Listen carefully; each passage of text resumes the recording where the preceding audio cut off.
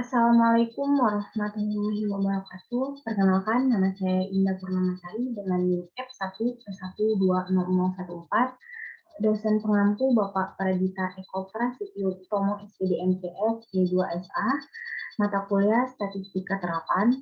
Baik, di sini saya akan menjelaskan mengenai review jurnal berbasis IT atau sistem informasi dalam analis datanya menggunakan perhitungan statistika, parametrik, dan non-parametrik.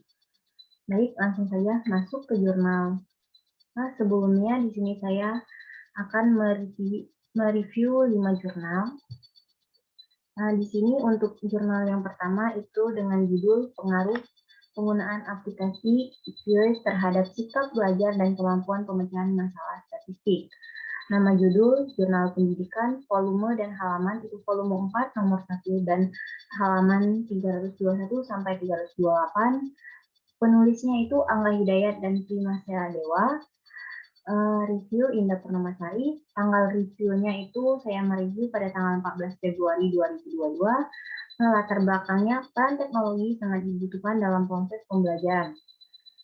Era teknologi generasi 4.0 memaksa semua komponen masyarakat, termasuk mahasiswa, untuk memahami dan mampu mengoperasikan teknologi, karena hampir semua bidang sedang menggunakan teknologi.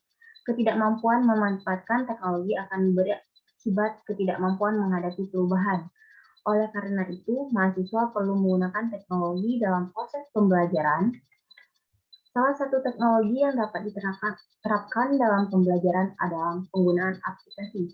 Terdapat berbagai aplikasi yang sudah dibuat, salah satunya adalah EQUIS, yang merupakan singkatan dari Statistical Page for the Social Science. Meskipun EQUIS pada awalnya digunakan untuk ilmu-ilmu sosial, kenyataannya saat ini EQUIS digunakan beragam banyak bidang di luar sosial.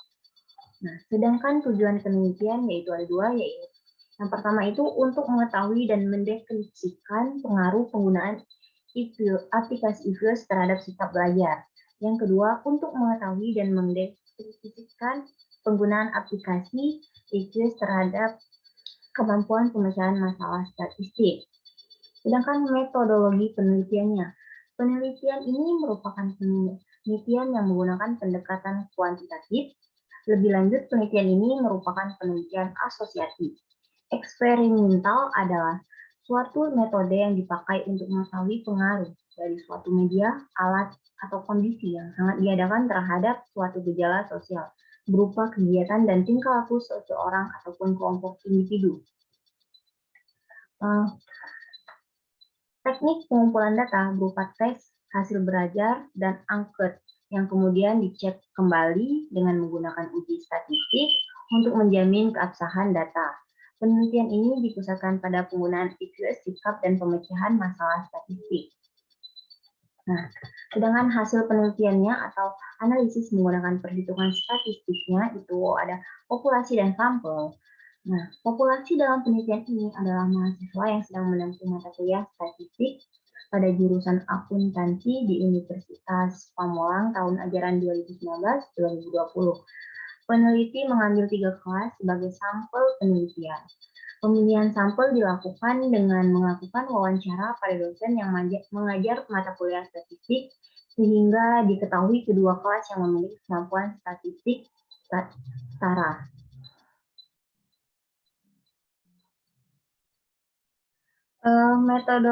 Metode analis data.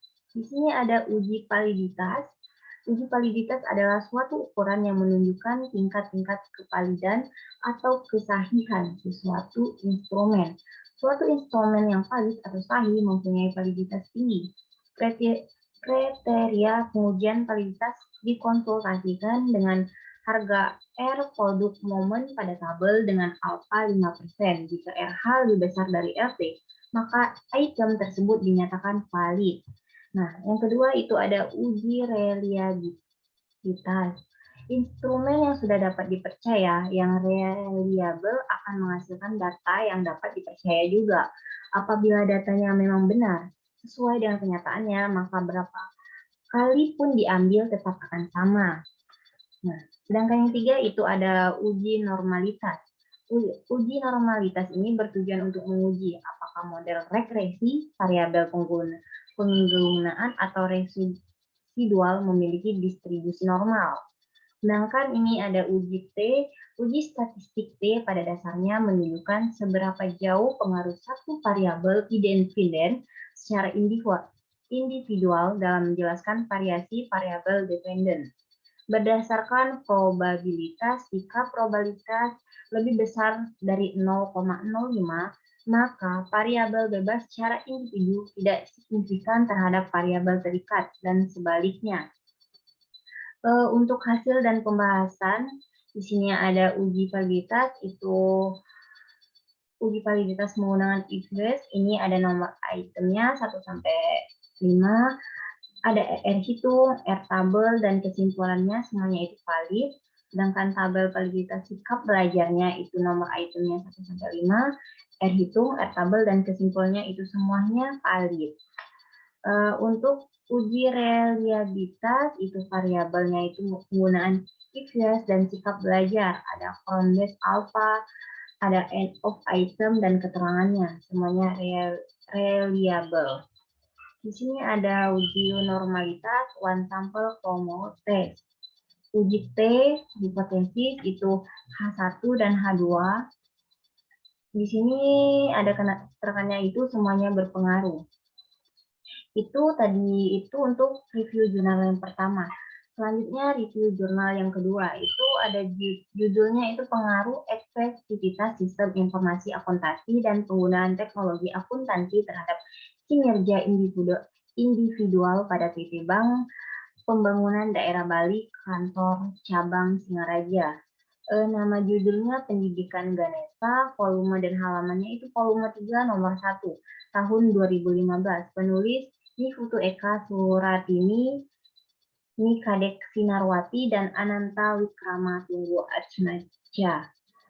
Untuk review itu Indah Purnamasari, tanggal reviewnya pada tanggal 14 Februari 2022. Latar belakangnya, bank sebagai sebuah institusi yang begitu penting dalam mendongkrak perekonomian kita saat ini merupakan organisasi yang sangat dibutuhkan oleh masyarakat Indonesia. Di Indonesia ada beberapa jenis bank, namun jika ditinjau dari segi kepemilikannya, maka jenis bank yang tergolong di dalam ialah bank BUMN, bank pemerintah daerah, bank milik swasta nasional, bank milik swasta campuran, dan bank milik asing. Sedangkan tujuan penelitian ini bertujuan untuk mengetahui pengaruh efektivitas sistem informasi akuntansi dan penggunaan teknologi informasi terhadap kinerja individual, baik secara imparsial maupun simultan. Populasi dalam penelitian ini adalah seluruh karyawan yang bekerja di PT Bank Pembangunan Daerah Bali Kantor Cabang Singaraja dengan masa kerja lebih dari 1 tahun. Nah, untuk metodologi penelitian ini dilakukan dengan menggunakan metode kuantitatif, yaitu data yang berbentuk angka-angka atau data yang diangkakan, di mana penelitian ini dilakukan pada PT Bank Pembangunan Daerah Bali Kantor Cabang Singaraja yang bekerja lebih dari 1 tahun. Objek dalam penelitian ini adalah seluruh karyawan yang bekerja pada PT Bank Pembangunan Daerah Bali Kantor Cabang Singaraja. Data yang digunakan adalah data primer, yaitu data yang langsung memberikan data kepada pengumpulan data. Data primer dalam penelitian ini berupa hasil kuesioner yang diberikan ke masing-masing responden. Populasi dalam penelitian ini berjumlah 42 orang, sedangkan untuk sampelnya sendiri berjumlah 30 orang karyawan. Untuk teknik pengumpulan sampelnya menggunakan surface sampling, yaitu metode penentuan sampel dengan pertimbangan tertentu. Pengukuran variabel-variabel dalam penelitian ini memakai skala Likert 1 sampai dengan 5.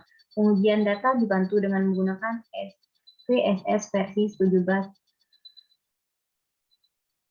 Pada penelitian ini, tahap pertama yang dilakukan adalah data uji dengan menggunakan uji kualitas data yang terdiri dari uji validitas dan uji reliabilitas. Tahap kedua dilakukan uji asumsi klasik yang meliputi uji normalitas, uji multikolonialitas, dan uji heterokodasitas. Pada tahap ketiga adalah pengujian hipotesis. Dilakukan dengan analisis regresi linear berganda, uji koefisien determinasi uji simultan, dan uji parsial. Nah, untuk hasil penelitiannya, analisnya menggunakan perhitungan statistik. Jumlah kuesioner yang disebarkan kepada responden adalah sebanyak 30 kuesioner. Waktu yang digunakan untuk menyebarkan kuesioner sampai terkumpul adalah kurang lebih 2 minggu. Total kuesioner yang kembali dan layak digunakan adalah 30 kuesioner. Setelah semua terkumpul, selanjutnya dilakukan pengujian yang dibantu dengan menggunakan SPSS. 17. Berdasarkan hasil kuesioner yang kembali dan dapat diolah, diketahui bahwa jumlah kuesioner yang disebarkan sebanyak 30 lembar atau 100%, jumlah kuesioner yang kembali 30 lembar atau 100%, dan kuesioner yang memenuhi syarat sebanyak 30 lembar atau 100%. Untuk uji validitas digunakan untuk mengukur sah atau valid tidaknya suatu kuesioner. Data dikatakan valid jika pernyataan pada kuesioner mampu untuk mengungkapkan sesuatu yang akan diukur oleh kuesioner tersebut. Pengujian validitas dalam penelitian ini menggunakan Pearson correlation, yaitu dengan menghitung korelasi antara nilai yang diperoleh dari pertanyaan-pertanyaan. Apabila Pearson correlation yang didapat memiliki nilai di bawah 0,05, berarti data yang diperoleh adalah valid. Begitu pula sebaliknya, berdasarkan pengujian yang telah dilakukan dapat diketahui bahwa semua item pertanyaan untuk masing-masing variabel dalam penelitian ini, baik itu variabel efektivitas sistem informasi akuntansi, X1, variabel penggunaan teknologi informasi X2, dan variabel kinerja individual ITJ. Semua dikatakan valid karena nilai signifikansinya lebih kecil dari 0,05. Selanjutnya dilakukan uji reliabilitas bertujuan untuk mengukur suatu kuesioner yang merupakan indikator dari variabel atau konstruk. Suatu data dapat dikatakan reliable apabila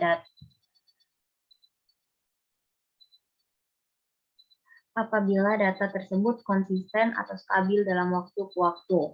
Pengukuran reliabilitas kuesioner dalam penelitian ini menggunakan one shot atau pengukuran sekali, yaitu pengukuran yang hanya dilakukan sekali dan hasilnya dilakukan sekali, dibandingkan dengan hasil pertanyaan lainnya. Dengan menggunakan uji statistik Cronbach alpha, dalam program SPSS versi 19.0,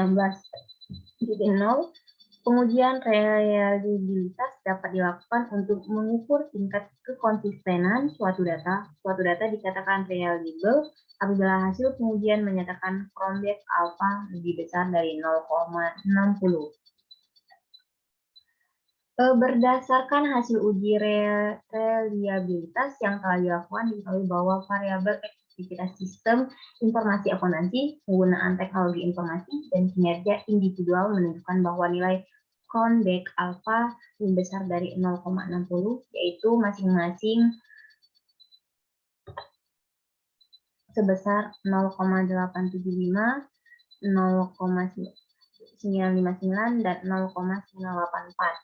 Yang artinya ketiga-tiganya dalam keadaan reliable. Selanjutnya dilakukan pengujian asumsi klasik uji normalitas, uji multikolinarialitas, dan uji heterokedaritas. Uji normalitas bertujuan untuk menguji apakah variabel dependen dan independen mempunyai distribusi normal atau tidak. Nah, untuk uji normalitas data dapat dilakukan dengan menggunakan Kolmogorov dengan membandingkan distribusi data yang akan diuji normalitasnya dengan distribusi normal baku. Berdasarkan hasil uji normalitas dan menunjukkan bahwa Kolmogorov-Smirnov sebesar 0,851 dan tidak signifikasi pada 0,05 karena P sama dengan 0,464 lebih besar dari 0,05, yang berarti residual berdistribusi normal. Sedangkan dari grafik histogram juga tampak bahwa residual terdistribusi secara normal dan berbentuk simetris, tidak menceng ke kiri ataupun ke kanan. Dapat dilihat pada ke kanan. Baik, itulah tadi Untuk review jurnal yang kedua, kita masuk ke review jurnal ketiga, yaitu di sini dengan judul Pengembangan Aplikasi Uji T satu sampel berbasis web, nama jurnal informatika, volume dan halamannya itu volume 8, nomor 2, halaman 2579 sampai 8901. Tahunnya itu tahun 2020, penulis Hindayanti Mustafidah, Adi Imantoyo, dan Suarsito. Review Indah Purnamasari, tanggal reviewnya itu 14 Februari 2022, latar belakang statistika merupakan ilmu pengetahuan yang pada dasarnya berhubungan dengan cara-cara pengumpulan dan penyusunan data, bagaimana cara pengolahan dan analisis data, serta penyajiannya. Ditinjau dari parameter yang digunakan, statistika terbagi menjadi dua, yaitu statistika parametrik dan non-parametrik. Sementara itu, ditinjau dari pengelolaan dan penyajian data, statistika meliputi statistik deskriptif dan inferensial. Salah satu alat uji dalam statistika parametrik adalah uji T untuk satu sampel. Uji ini merupakan salah satu bentuk analisis statistik inferensial. Nah, tujuan penelitian yaitu untuk membantu pengguna memperoleh informasi, hasil kesimpulan, dan pengolahan data yang dilakukan. Untuk metodologi penelitian, pengembangan aplikasi dalam penelitian ini menggunakan model waterfall seperti pada tahap pertama adalah melakukan analisis terhadap kebutuhan dalam membangun aplikasi yang terdiri dari kebutuhan perangkat lunak dan perangkat keras. Perangkat lunak yang digunakan untuk tahap pengodean yaitu Draw IO, Visual Studio Code, ExamDB, dan aplikasi web. Kemudian aplikasi dilakukan dengan cara menguji terhadap kevalidan dan masukan terhadap keluaran yang dihasilkan oleh aplikasi dibandingkan dengan hasil perhitungan manual dan perhitungan menggunakan program SPSS. Nah, untuk hasil penelitian, analisisnya menggunakan perhitungan statistik. Di sini ada data penelitian. Dengan penelitian ini menggunakan data khusus berikut, seorang petani berasumsi bahwa rata-rata hasil panen buah perkebunannya dalam kurun waktu 3 tahun terakhir adalah 12 kuintal per bulan. Untuk membuktikan kebenaran tersebut, maka diambil data sampel hasil panen per bulan selama 10 bulan terakhir seperti yang ditunjukkan pada tabel berikut ini dari bulan Januari sampai Oktober. Rata-rata panen per kuintalnya di sini ada dari Januari sampai Oktober. Itu rata-rata panennya. Berdasarkan data kasus pada tabel ini dimiliki hipotesis berikut. H0, rata-rata hasil panen buah per bulan berkisar 12 kuintal. HA, rata-rata hasil panen per bulan tidak sama dengan 12 kuintal. Nah, ini ada implementasinya. Antarmuka sistem halaman utama aplikasi ini bisa langsung diakses oleh pengguna tanpa login. Hal ini dimaksud untuk mempermudah akses tanpa ada batas akses. Pada halaman ini terdapat 3 buah menu, yaitu Home, Panduan, dan About. Pengujian aplikasi, seperti telah disampaikan pada bagian metode, bahwa pengujian aplikasi dilakukan dengan perbandingan antara hasil analisis dari aplikasi dengan hasil perhitungan manual dan SPSS. Hasil perhitungan menggunakan SPSS disajikan pada tabel 2 dan tabel 3. Untuk memperoleh nilai T-hitung menggunakan perhitungan manual, dilakukan dengan tahapan menghitung nilai rata-rata sampel, variansi, dan standar deviasi, dan T-hitung. Nah, itu tadi untuk review jurnal yang ketiga. Kita langsung masuk ke review jurnal keempat. Di sini review jurnal 4 yaitu ada judul penggunaan media software GeoGebra untuk meningkatkan kemampuan representasi matematis siswa SMP kelas 8. Nama judul Jurnal Matematika Kreatif Inovatif. Volume dan halaman itu volume 7 nomor 1 pada halaman 99 sampai 107 tahun 2016. Di sini penulisnya itu Marini Oktaria, Ahmad Khairil Alam, dan Sulistiawati. Tanggal reviewnya itu pada tanggal 15 Februari 2022.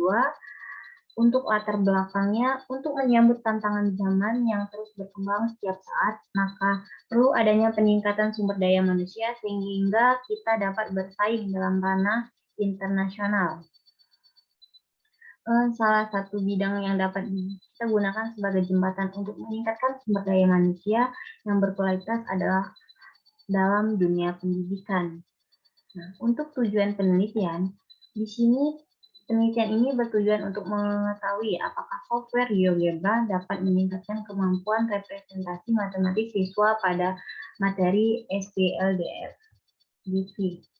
Nah, untuk metodologi penelitiannya, penelitian ini dilaksanakan di kelas 82 SMP Islamic Village Tangerang dengan jumlah siswa sebanyak 29 orang. Teknik pengambilan sampel dalam penelitian ini menggunakan teknik full-void sampling. Metode yang digunakan adalah metode eksperimental basic dengan one group test dan post test design. Nah, di sini untuk hasil penelitian analisis menggunakan perhitungan statistiknya. Di sini bisa kita lihat hasil analisis uji coba instrumen itu ada nomor butir soalnya itu 1 sampai 5. Validitasnya itu ada yang untuk 1 tidak valid, yang kedua valid, 3 valid, 4 valid, dan 5 tidak valid. Reliabilitasnya itu tinggi, daya pembedanya itu ada baik, sangat jelek, baik, dan cukup. Tingkat kesungkarannya itu bermacam-macam, ada sedang, sukar, sedang, dan sukar. Nah, di sini untuk menghitung G itu dari skor post test dikurang skor pretest per skor ideal dikurang skor pretest. Nah, untuk kriteria skor engine termalisasi untuk skor engine untuk interpretasinya itu yang pertama tinggi, sedang, dan rendah. Nah, pengujian hipotesis penelitian ini menggunakan Wilcox-Signet-Randstad. Karena data penelitian merupakan data tunggal dan sampel tidak berdistribusi normal, pengujian hipotesis peneliti menggunakan nilai alfa sebesar 0,05 atau dengan kata lain memiliki tingkat kepercayaan 95% dalam melakukan pengolahan data ini. Peneliti menggunakan software SPSS atau Statistical Product and Survey Solution versi 18.0 for Windows yang dapat mengolah dan memproses data secara cepat dan akurat. Cara menarik kesimpulan dengan Wilcox-Signet-Randstad menurut Santoso adalah dengan membandingkan antara asumsi V dan nilai alfa yang sebesar 0,05 jika P lebih besar dari 0,5. Maka hipotesisnya awal diterima. Jika P lebih kurang dari 0,05, maka hipotesis awal ditolak. Nah, masuk ke review jurnal yang kelima, itu dengan judul Pengaruh Penguasaan Materi, Kemampuan Menggunakan IT dan Kemampuan Mengembangkan Materi Terhadap Prestasi Belajar Siswa. Nama jurnal yaitu Journal of Islam Religious Education, volume dan halamannya itu volume 5 nomor 2 halaman 70 sampai 84 tahun 2021. Penulis itu Muhammad Hendro, Abdul Hamid, dan Ruandi. Review Indah Purnamasari, tanggal reviewnya itu tanggal 15 Februari 2022. Latar belakang itu keberadaan guru yang kompeten, profesional, dan kreatif merupakan salah satu persyaratan yang wajib dipenuhi guna meningkatkan kualitas pendidikan di Indonesia agar semakin berkembang dan semakin maju. Untuk tujuannya, penelitian ini bertujuan untuk menemukan dan menganalisis pengaruh kemampuan guru dalam menguasai materi dan kemampuan menggunakan IT dengan prestasi belajar PAI melalui kemampuan mengembangkan materi sebagai variabel intervening pada siswa SMP Islam Al-Azhar 18 Salatiga tahun 2021. Untuk metodologi penelitian ini menggunakan metode penelitian kuantitatif dengan jenis penelitian survei, yakni penelitian lapangan yang dilakukan dengan beberapa sampel dari suatu populasi tertentu yang pengumpulan datanya dilakukan dengan menggunakan kuesioner. Nah, Untuk hasil penelitian atau analisisnya menggunakan perhitungan statistik. Dalam penelitian ini, peneliti ingin membuktikan kebenaran hipotesisnya yang telah dirumuskan sebelum teknik yang digunakan dalam menguji hipotesis, yaitu analisis regresi sederhana dan teknik analisis jalur, yaitu uji analisis yang merupakan turunan analisis berganda. Sebelum kita menganalisis lebih lanjut, maka perlu kita sederhanakan terlebih dahulu variabel-variabel dalam penelitian ini agar lebih mudah dalam menganalisisnya. Di sini ada VM, yaitu penguasa materi, KMIT, kemampuan menggunakan IT, KMM, kemampuan mengembangkan materi, VB, prestasi belajar PI. Nah, di sini untuk uji hipotesis 1, yaitu H0 tidak ada pengaruh yang positif dan signifikan antara penguasaan materi terhadap prestasi belajar PI. Sedangkan HA ada pengaruh yang positif dan signifikan antara penguasaan materi terhadap prestasi belajar PI. Pengujian hipotesis 1 dilakukan dengan analisis uji regresi dengan SPSS sebagaimana tabel koefisiensi di atas, yang mana ringkasan adalah sebagai berikut. Variabel, di sini ada variabel, harga T, dan SIG. Lanjut untuk uji hipotesis yang kedua, yaitu H0-nya tidak ada pengaruh yang positif dan signifikan antara kemampuan menggunakan IT terhadap prestasi belajar PI. Sedangkan HA ada pengaruh yang positif dan signifikan antara kemampuan menggunakan IT terhadap prestasi belajar PI. Berdasarkan tabel di atas, dapat dikatakan tidak terdapat korelasi antara kemampuan menggunakan IT dengan prestasi belajar PI. Hal ini dikarenakan hubungan antara variabel KMIT dengan variabel PB adalah tidak signifikan karena nilai T lebih kecil dari nilai T tabel, yaitu min 1,847 lebih kecil dari 1,697, atau nilai SIG 2 trilet sebesar 0,076 lebih besar dari 0,005. Untuk uji hipotesis yang ketiga, yaitu HO tidak ada pengaruh yang positif dan signifikan antara kemampuan mengembangkan materi terhadap prestasi belajar PI, sedangkan HA ada pengaruh yang positif dan signifikan antara kemampuan mengembangkan materi terhadap prestasi belajar PI. Untuk pengujian hipotesis 2, pengujian hipotesis 3 ini dilakukan dengan analisis uji regresi dengan SPSS sebagaimana tabel koefisien di atas, yang mana ringkasan adalah sebagai berikut. Di sini ada variabel, yaitu KMM PB, harga T-nya ada dihitung, T tabel, dan SIG. Nah, untuk uji hipotesis yang keempat, yaitu HO-nya itu tidak ada pengaruh yang positif dan signifikan antara penguasa materi dan kemampuan menggunakan IT terhadap prestasi belajar PI dengan kemampuan mengembangkan materi sebagai variabel intervening. Sedangkan HA-nya itu ada pengaruh yang positif dan signifikan antara penguasa materi dan kemampuan menggunakan IT terhadap prestasi belajar PI dengan menggunakan kemampuan mengembangkan materi sebagai variabel intervening. Perhitungan koefisien jalur diawali dengan membuat dua persamaan struktural, yakni persamaan regresi yang menunjukkan hubungan yang dihipotesiskan dua model koefisien jalur, yaitu yang pertama Y sama dengan X1 ditambah X2, Z X1 ditambah X2 ditambah Y. Nah, sedangkan untuk uji regresi ganda koefisien jalur 1, hasil output untuk persamaan regresi berganda pertama itu bisa kita lihat di sini. Pada tabel ini bisa kita pahami dan kita lihat bersama. Nah, sedangkan untuk uji regresi ganda dengan koefisien jalur 2, hasil output untuk persamaan regresi berganda kedua bisa kita lihat di sini ada modelnya, ada Ustadz Zai Conveys, ada SC beta, ada harga T, ada SIG, dan ada harga R dan R kuadrat. Nah, baik, mungkin itu saja Untuk review saya mengenai review jurnal berbasis IT atau sistem informasi dalam analisis datanya menggunakan perhitungan statistik, parametrik, dan non-parametrik. Review jurnal saya tadi dari review jurnal pertama sampai jurnal kelima. Mungkin itu saja yang dapat saya jelaskan. Kurang lebihnya saya mohon maaf kepada Allah, saya mohon ampun.